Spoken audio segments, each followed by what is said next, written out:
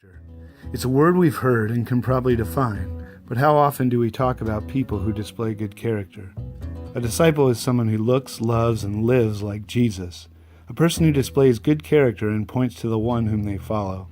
Some 2,000 years ago, on the side of a mountain, Jesus described to his followers just what character looks like for those of us who consider ourselves to be his disciples. In describing character to them, he didn't tell them, live like this to become Christian, but instead he told them, because you're a Christian, live like this. As disciples of Christ, we display character as we live out the Beatitudes in our homes, our jobs, our schools, our neighborhoods, and all the natural intersections with other people where God places us. Let's pray. Let's pray. Lord Jesus Christ, we now ask that you would teach us from your word. God, that you would allow us to hear what you want us to hear. Allow us to see what you want us to see. That you would give us the courage and the grace to change in the ways that you want us to change by your transforming power. And the power is found in you alone, through your word, by the power of your Spirit. So we look to you in Jesus' name. Amen. Conflict. Conflict. In our world, conflict is all around us. Conflict, it's unavoidable. And in our world, conflict, in many ways, it's the air that we breathe. Isn't that true? Right? Conflict, most people don't like it. Right? Conflict hurts relationships, even kills relationships. Right? We think about person to person, group to group, even nation to nation. Right? Marriages, churches, neighborhoods, schools, workplaces. Conflict is everywhere. What are some of the negative impacts of conflict, destructive impacts? Peacemaker Ministries has been a wonderful ministry for years who has helped people step into conflict in a healthy way. And they list off these destructive impacts in their materials. And thousands of people, including Christians, leave their jobs, neighborhoods, and friends every year due to unresolved conflict, with many people left hurting and scarred on all sides. Parents are estranged from children and extended family. They dread Christmas or other family gatherings because of all the unresolved conflict. People hate going to work and lose a huge amount of productivity because of conflict and the fear of dealing with it. Seemingly low-level conflict, such as gossip, complaining, judging, and lack of forgiveness, causes discouragement and drains the energy out of a workplace or family. Lastly, people are left in despair, hurt, lonely, angry, and hopeless, believing there is nowhere to turn. Conflict, right? It's in the world. It's in the world. We can't avoid it. It was the same in the first century as it is in the 21st century. Right? In the first century, Jesus, teaching on the side of a mountain, said these words, "Blessed are the peacemakers, for they will be called children of God." Right? This is one of the Beatitudes, and we're in a series called Character. We're looking at the character of a disciple through the lens of these Beatitudes, these statements and teachings from Jesus. Beatitudes would speak to it and paint a picture of a flourishing disciple. Right, someone who's blessed, someone who's flourishing. It's as if you're standing off in a distance and you see someone, and as you look at them, you see them flourishing, you see them blessed as they live out these characteristics of a disciple. Someone who's learning to look and love and live like Jesus. And here today we're going to consider Jesus' words that blessed are the peacemakers, for they will be called children of God. So as we engage in this Beatitude, we're going to follow the same approach we took last week. We're going to consider the key focus of this Beatitude. What does that reveal about Jesus? And then what does that reveal about us and our character as a follower of Christ? Now, if you're here today and you don't consider yourself a Christian, maybe you're agnostic or even an atheist, I'm glad that you're here. In a sermon like this, you get a window into the Christian life, what it means to be a Christian as described and taught by Jesus himself. So for those who are curious, those who are wondering about what it means to be a Christian, welcome. I'm glad you're here. You'll get a picture of it through these words of Jesus and the teachings today. So let's dive right in. What's the key focus? Jesus said, "Blessed are the peacemakers." What's a peacemaker? Before we engage in what is a peacemaker, we have to consider what is peace. Right? Peace oftentimes is considered the absence of conflict. Right? In the Bible, a biblical view of peace, going back to the Old Testament, the word shalom speaks of peace and speaks of more so of flourishing, of wholeness, of integrity. In many ways, it speaks of restoration, right? Of God taking what's broken and putting that back together. Right here in this passage, we consider what it means to be a peacemaker. It means being a part of God's work of restoration. And so peace is more than the absence of conflict. It's so much more.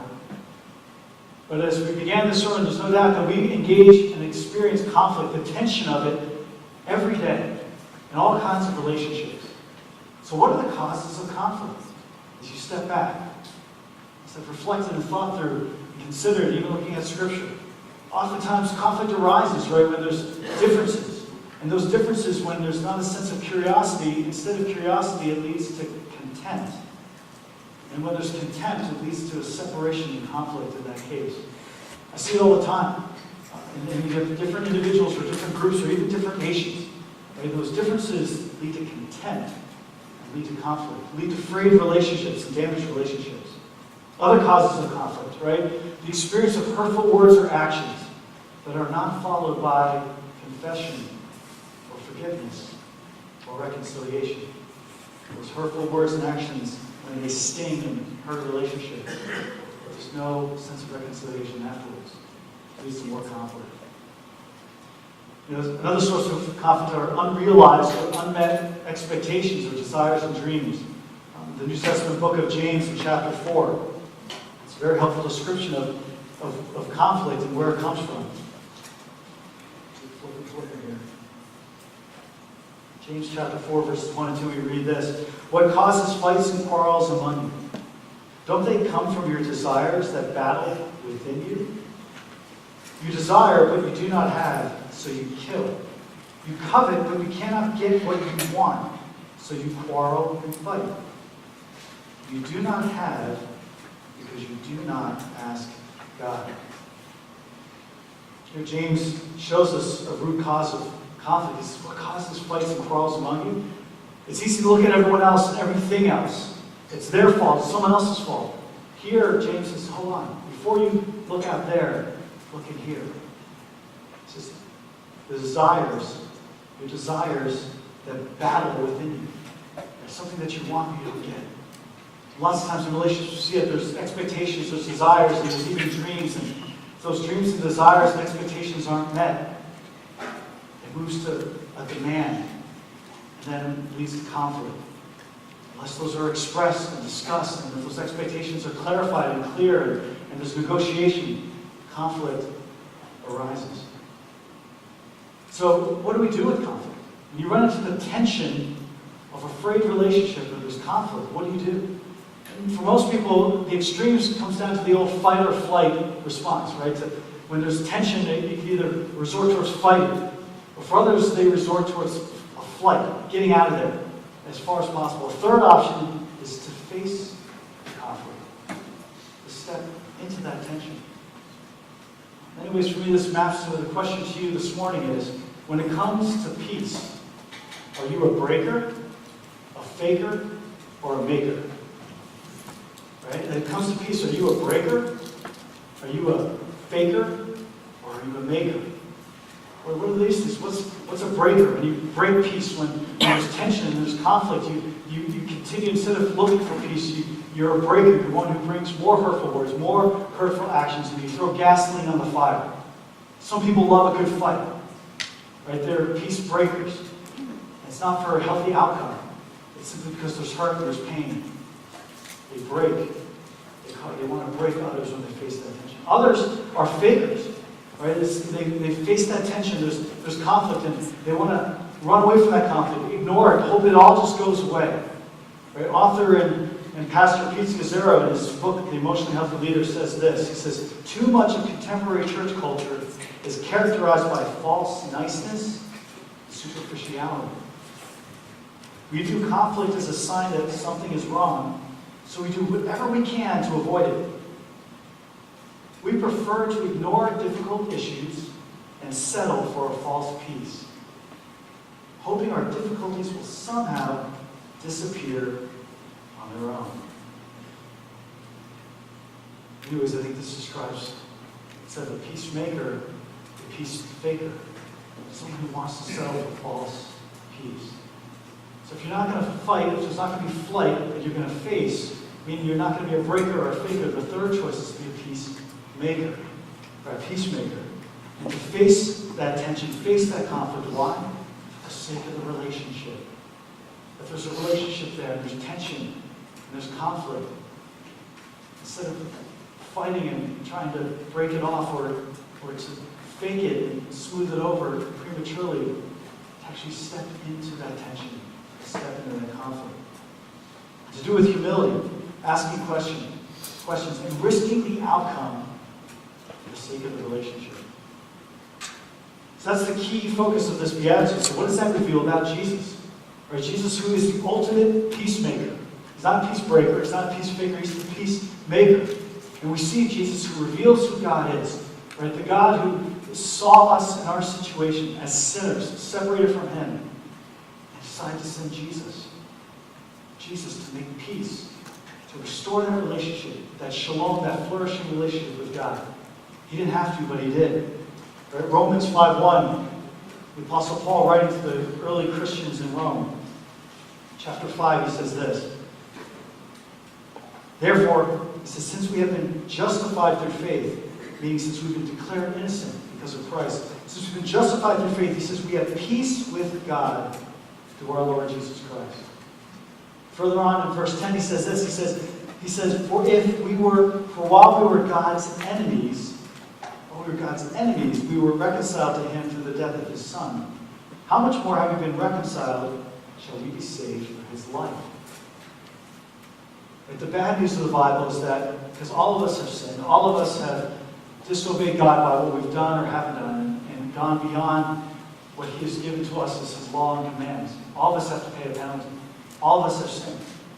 And that penalty is separation from God. And a broken relationship. Only God can repair that relationship. And we see here that Jesus shows us who God is, the ultimate peacemaker, who sees that tension, who sees that conflict, even if we're regarded as enemies. Those are hard words from Paul. That we are actually enemies of God apart from Christ. Because He is a holy, perfect God. Not if, but when all of us have turned away from God and sinned, we become God's enemy. He stands against us. Except for it didn't stay that way, because of His great love for us, He turned towards us and overwhelmed that chasm, overwhelmed that divide. As we sang, His reckless love breaks down that wall through Jesus. As He broke down that wall for us and made the way for us to be restored into a relationship with Him forever. For every person who accepts and believes that Jesus died on the cross for the forgiveness of their sins, the gift of God is that restored relationship. That we receive peace. Peace with God, not just an absence of conflict, but a flourishing, vibrant relationship with Him. Again, like a branch to a vine, where His love and His strength and His life pours into us. And we bear fruit. A beautiful vine that shows grapes, flowers, something along those lines. From our study a couple months ago in Colossians, you may recall from chapter 1, it talks about this peace as well. Verse 19, we read this. We read, for God was pleased to have all His fullness dwell in Him, meaning Jesus, and through Him to reconcile to Himself all things, whether things on earth or things in heaven. Listen to this. By making peace through His blood shed on the cross. And hundreds of years before that, Isaiah 9, 6, it's often read at Christmas. For us, this child is born, to us a son is given, and the government will be on His shoulders. And He will be called Wonderful Counselor, Mighty God, Everlasting Father, and what? Prince of what? Peace. Prince of Peace. So this prophecy that was foretold the Messiah to come would be the Prince of Peace. And that's who Jesus was and who Jesus is. He came to restore us into a life with God. A life marked by true peace. That shalom, that flourishing, that wholeness, integrity, and restoration that He alone can give. That we can experience restoration spiritually, emotionally, and physically. It's the good news of Jesus, the good news of the Bible. So what does that mean for us? What does this reveal about our character as a disciple? Remember, in our world, conflict is unavoidable. And we have a choice how we respond. We're going to be a breaker, a faker, or a maker. As we seek to be a peacemaker, we can be assured that God has called us and invites us to step into that role. And He promises to give us everything we need to move into this. No matter how hard it is for you and for me, that's God's promise. And as we live into our identity in Christ as a peacemaker, Jesus' words in the Beatitudes show that we will be called children of God. Meaning that people, as people look at us and they consider us as followers of Jesus, that they'll say, look, they're children of God, because that's who God is. Think about children. Children in terms of their parents, right? With the DNA that's passed on. Oftentimes you hear, wow, he or she is just like their mom. He or she is just like their dad. There's a semblance there. Children of God, also with siblings, right? As we're adopted into the new family of Jesus and adopted into God's family forever, we have siblings. And one of our siblings, as we share an inheritance with them, is Christ Himself. And oftentimes you hear like a brother or sister, boy, he's just like his brother, or she's just like her sister. And for me, I remember growing up, I can't tell you how many times it came overwhelming, actually. People would say, Jeff, you look just like Heather. You look just like your older sister. That's not something you want to hear, no. Or middle school. Definitely not high school. You look just like Heather. Now, Heather's good looking. If you're watching online, you're a beautiful sister. But the fact that, look, I'm like, you don't want to hear that. You look just, I didn't believe it. I'm like, I don't look like Heather. I don't look like Heather. I don't look like Heather. I want to be different. And I remember one time my mom showed me a photo. She's like, look at this, this party. And I looked, and there was a group photo. And in this group photo, I saw Heather's head in the midst of the crowd. I go, look at it, wait. I said, Mom, I don't remember Heather being at that party. She goes, it's not Heather. I looked, I was like, that is me! I do look like Heather. I accept it. It's not a bad thing, I said I accept it. There's a sense of semblance, obviously, with our siblings as children of God. Jesus said, you'll be called children of God. And as we just sang too, one of the songs, that the beautiful thing about being a child of God is you're a child of the King. And as we consider in Colossians 1 as well, that we've been rescued from the dominion of darkness and brought into the kingdom of the Son He loves. And we, as a child of God, are a child of the King. Picture being taken into a castle of every fairy tale that we love to read and every movie we watch and hopefully read. It's in fact true in terms of us being a child of the King. And that King is the ultimate peacemaker. And because of Jesus and His grace, He can transform us to be more like Him, the ultimate peacemaker. So what does this mean for us?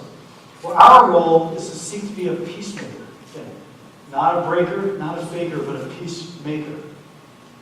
And so I'm going to give you some steps to consider how to do this. Number one, first, we have to make the decision to commit to seeking peace. Again, be a peacemaker, not a breaker or a faker. And it's an intentional decision. And in the midst of the tension that we face in relationships and the conflict that we can't avoid, we have to choose, it's an act of the will, a decision before God and others to say, I want to be a peacemaker. Jeremiah 29:7. We studied Jeremiah this previous summer. This verse 7, we read, also, this is God speaking to those who are exiled. He says, also seek the peace and prosperity of the city to which I have carried you into exile. Pray to the Lord for it, because if it prospers, you too will prosper. Here God is saying to people who are scattered, they're in exile, and they're wondering, how do we follow God in that time? He says, where you are, seek the peace wherever you are. Seek that shalom. Seek that flourishing. Seek that reconciliation. I think it translates to us no matter where we are, whatever relationships God's put us in, whether it's family, and some family relationships are tough. Whether it's at school, and school relationships are tough. Or in the workplace, or in our neighborhoods, whether it's over a fence in a cul-de-sac down the street, on a Facebook group, whatever it is. There's tough relationships. Yes, within the church. We're human too. we struggle with conflict. I struggle with conflict. But we need to seek the peace wherever God has placed us. That's His calling on us. We have to choose and commit to seeking it. And what do we do then? Do we then go focus on the other person with whom we feel like there's tension or conflict? Don't start there. Start with God. Second step, start with God. And begin by reaffirming with God that our role in life is to bring Him glory. Is to point to Him, to shine for Him. And to wonder and consider, is the tension in that relationship, is that conflict, could that be an actual opportunity for God to be glorified? For God to show up in a way that you wouldn't expect. For Him to surprise you as you step into an uncomfortable relationship, conversation, or situation. And to begin there, because apart from starting with God, we stand no chance. It's too easy to be a breaker or a faker. It's very hard to be a peacemaker. But if we turn to God first and get on a higher plane saying, God, what do you want to do with this? He'll give us fresh eyes to the possibilities. So from there, then do we focus into the person or at that point? No, then we have to focus on ourselves, number 3. Focus on yourself. Recognize that our heart needs to be cleansed. Ultimately from self-interest. If you go back to that passage in James, he says, what causes fights and quarrels among you? He says, you have a desire that's not being met, and it leads to fights and quarrels. Let's recognize all of us, me included, struggle with selfishness, with self-centeredness, and self-interest. And we are literally being programmed every single day by advertisements everywhere we go that it's all about you. It's all about you. Your desires. What do you want? Your way. The songs we hear. Everything. The spirit of this world says it's all about you. Or it's all about me. So we need to ask God to cleanse our hearts. Last week we heard, blessed are the pure in heart, for they will see God. That God would purify our hearts. Give us an undivided heart. So if we're going to enter into a peacemaking conversation or process, if we're not honest with our own hearts, it'll be very difficult to move forward as we take those initial steps. So after all that's been done, number 4, then move towards others. In humility, move towards others. Now, this could be a whole sermon series, it could be a whole class. We're not going to be able to cover this in the next 2 minutes, but I want to give you some initial thoughts on how to move towards others based on what I've experienced, both sometimes in succeeding, oftentimes not succeeding. But first, ask God to give you a heart of mercy towards the other person. And last week, we considered, blessed are the merciful, for they will be shown mercy. Mercy, not just withholding something that someone deserves, but mercy having a sense of compassion, pity, recognizing that everyone is struggling in this world. And the person with whom there's tension or there's conflict, they're struggling too. They've got something going on. All of us have something going on. Something we can't handle on our own strength. And oftentimes that stuff finds its way out from beneath the surface out to other people. So first and foremost, as you move towards others, ask God for a sense of mercy towards that person. He would soften your heart. Perhaps make you an agent of His compassion in their life that it may not seem like a possibility. And then after that, seek to move like Jesus. Jesus who moved into our world to bring peace with us. He didn't stay far away in heaven. It's the beauty of Christianity and the gospel. The only world religion where God doesn't stay out there, He came to be here. And that unique marker of Christianity still is the reason why I follow Christ to this day. That God was willing to give Himself up and show up and be here and die on a cross for us, for you and for me. To be like Jesus, to step into that tension and that conflict. And not to be a breaker, not to be a faker, but to be a peacemaker. Like Jesus, move into it. And then God's timing, at that point, engage that person. And as you do, what's been helpful to me, is we know there's tension. There's tension there. To acknowledge that something's not right. Yeah, I know right now there's something that's not right between us. And, I'm struggling with this. Can we talk about it? Acknowledge that something's not right. And then from there, before you go on the attack, don't do that. Accept responsibility for your part. As you accept responsibility for your part in that tension and conflict, and own up to it first, there's humility in that opens doors. Also shows the other person that you're willing not just to come on the attack, but to come and to restore that relationship. You're taking that risk for the sake of relationship. And in doing so, at that point, then share, yes, gently, how you've been impacted by the other person. Don't use you statements. You did this, you did this, you did this. Using I statements. Here's how I feel when this happened. Own your part. You can't change the other person's thoughts. You can own your part. And let them interact with it. Then when necessary, if needed, include others in that peacemaking process. If you need that support, others to come alongside. Have them there with you to help through those difficult conversations. So we talked about committing to seeking peace, turning to God first, looking at yourself, and then moving towards the others. Lastly, you have to trust God with the outcome. Trust God with the outcome. You can't control the outcome. I've had to tell myself this over and over, especially the last couple of years in so many different situations. I cannot manage the outcome. Only God knows and moves the outcome. Trust God with the outcome. Recognizing that if we are as followers of Christ, a characteristic is to be a peacemaker. As we step into that, God's got your back.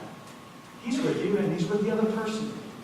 As we read in the Corinthian letters that God is the God of reconciliation. He's in the business of bringing together what's been broken. And so that God's on your side.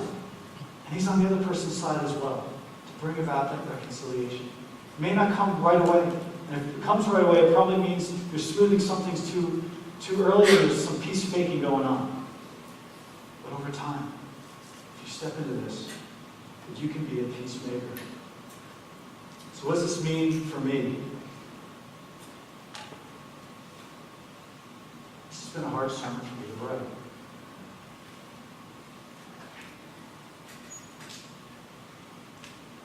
Because I know I've not practiced this well over my lifetime.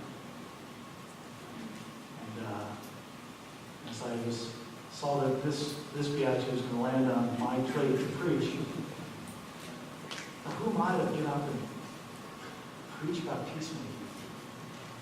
As I've reflected on my life, where I think about my childhood growing up, there was really no engaging in peacemaking in the Lee house. It was either you get on board or you shut up.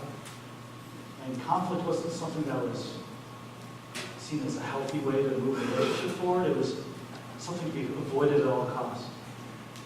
So most of the time, I'm not a peace breaker. I know for me, I'm asking God to help me because I know my natural tendency, I'm going to be a peace faker. Right? To seek to sweep it under the rug, avoid it, in terms of appeasement, and hopefully it all goes away. I'm standing before you this morning. God is gently, but wonderfully, and sometimes not so gently, pulling me towards the calling of being a peacemaker.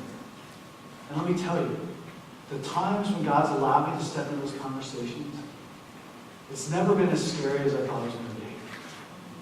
And to come out of that peace-faking mindset into that peacemaking mindset, to actually listen to another person, to hear their side of the story, for me to be able to humbly share how things have impacted me, and for that person to receive it.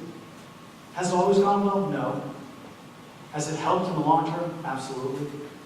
Has it given me a greater peace that what Jesus said, His words are true? Absolutely.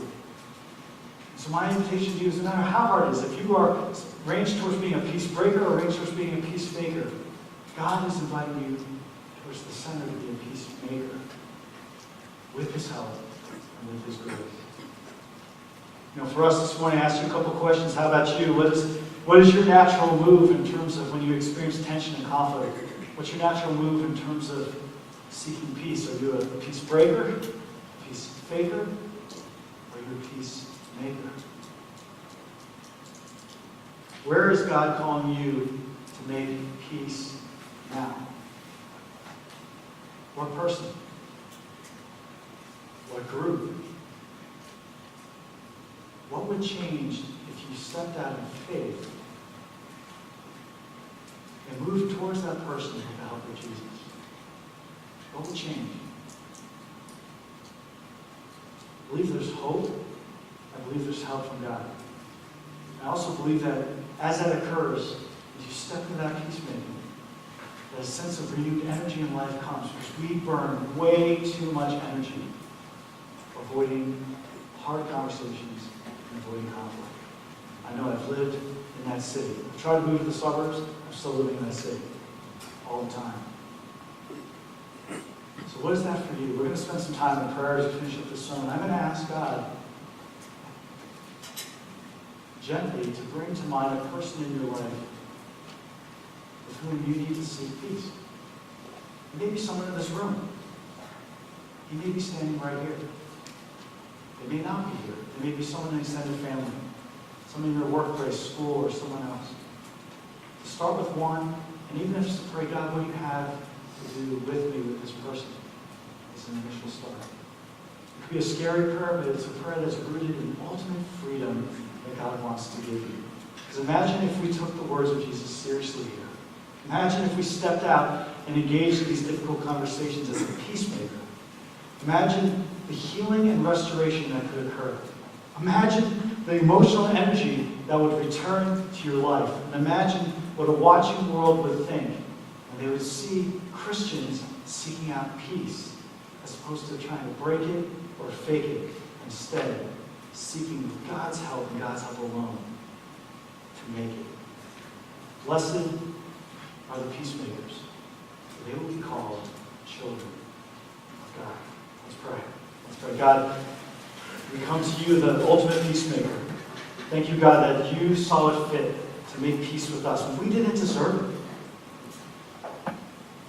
But out of your great love for us and your mercy for us, you closed that gap. You made the way for us to be restored in a relationship with you. God, I pray for every person in this room. And I pray for myself as well, that you would bring someone to mind right now, God. Someone with whom we need to seek peace, to make peace, be a peacemaker. God, I ask that you would help us, give us the courage to consider that first step towards that person. Jesus, you came across all of eternity to be with us here in heaven for the sake of peace. God, you're calling and inviting us to be peacemakers in this conflict-ridden world. But we know it's not easy. We can't do this on our own strength. We need your strength. In our weakness, God, make us strong.